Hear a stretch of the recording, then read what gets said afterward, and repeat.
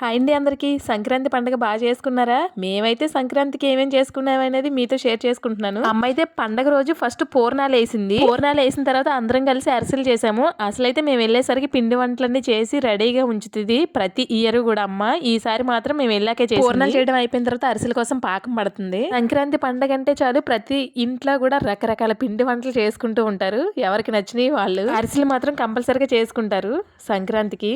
నాకైతే అరిసెలు వండిన రోజు మాత్రం చాలా ఇష్టం. తర్వాత ఇంకా అంత ఇంట్రెస్ట్ గా తినను. అలాంటిది ఇప్పుడు చేసిన అరిసెలు మాత్రం రోజు తింటున్నా. అంత టేస్ట్ ఉన్నాయి అసలు.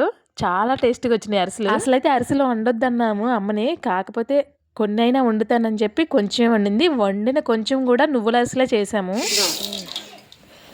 అరిసెలు చేయడం అయిపోయిన తర్వాత మిఠాయి అచ్చు అంటారు కదా, బూందీతో చేస్తారు. అది చేసింది అమ్మ. మిఠాయి అచ్చు చూడండి ఎంత బాగా వచ్చిందో అసలు. మిఠాయి అచ్చు కూడా చాలా టేస్ట్గా వచ్చింది. ఈసారి పిండి వంటలన్నీ కూడా చాలా టేస్ట్గా ఉన్నాయి. నాకైతే బాగా నచ్చాయి. మిఠాయి అచ్చు చేయడం అయిపోయిన తర్వాత ముక్కలు ముక్కలుగా చేసి అవన్నీ కూడా ఒక డబ్బాలో పెట్టేసుకుంటున్నాం.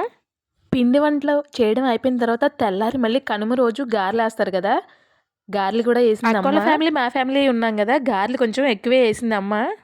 వేడి వేడిగా గారెలు రెడీ. మినపగారెలు మళ్ళీసారి బొబ్బరి గారెలు వేస్తుంది. గారెలు వేసుకుని తిన్న తర్వాత మళ్ళీ వేరే పిండి వంట అనమాట.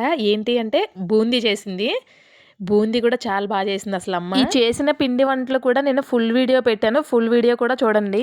ఫుల్ వీడియోలో ఏమేమి పిండి వంటలు పెట్టానంటే పూర్ణాలు వేసింది, అరిసెలు చేసింది, ఇంకా మిఠాయి వచ్చి పోసింది పెట్టాను. ఈ బూందీ వీడియో అయితే పెట్టలేదు. ఇంకా బూందీ వీడియో కూడా ఫుల్ వీడియో పెడతాను. బూందీ కలపడం కూడా అయిపోయింది.